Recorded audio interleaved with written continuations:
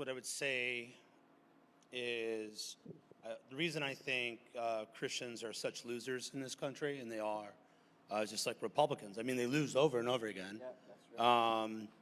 Is because they don't have a positive or practical vision of the future. People don't like the word vision because it sounds like megachurch or whatever. But you better have a vision when you build a house, right? A vision is a mental picture, is a mental picture of a task completed, right? That's all you should mean by that.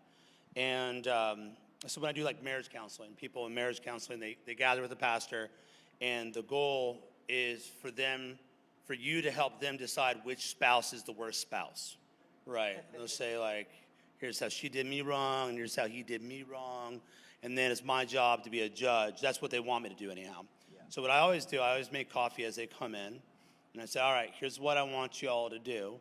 I'm going to go finish up this coffee, but I want you to tell me what you'd like your marriage to look like using only positive terms. So not I want her to stop this, or I want him to stop that.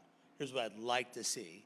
Like, here, what's the change you'd like to see like 3 months from now or 6 months from now? Like, tell me what you want your marriage to look like. And the reason I do that, one, is to convict them, because they just came in to talk about everything that's wrong. They don't actually have a vision of what they're working towards. And I think when people talk about engaging culture, I think I'm much more interested in making culture. Like, I kind of don't care about lots of things. I don't care about Ukraine or China. I really kind of don't care about this election. And the reason I say that Amen. is I've just gotten to a place where I'm like, what can I do? That's why I thought the whole Trump debate, who should vote for, was just stupid. Now you can get all fired up about you want, and Twitter's fun, I guess. But for me, I want to make culture, right? And so these men have given a lot of practical examples of how you do that. It's everything from learning to carve wood. I didn't look at a toilet. I looked at the septic leach field in my backyard. That's why I was late. I had to shower for you guys' benefit. But yeah, I would say this: what are you doing? What are you making right now? If you're making something awesome, praise God.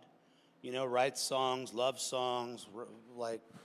poetry, love movies, love meals, learn how to cook. What are you doing in your community? Just do that stuff. Double down. Have something to share with one another.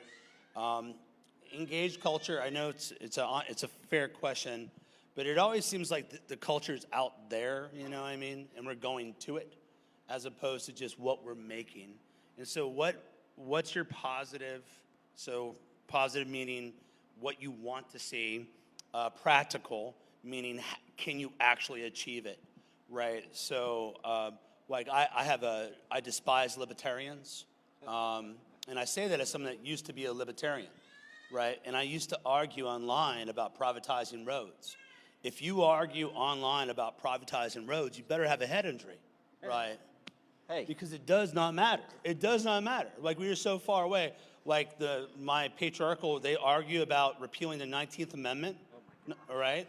Well, if Trump didn't win the election, if he won the election but didn't become president, you're talking about repealing amendments, And so when I say practical, I just mean something that you can see achievable in your life and hand it down to your children to take forward. So what positive and practical, just start working on that. Start there. Like BJ said, start somewhere, right? So that's what I would say.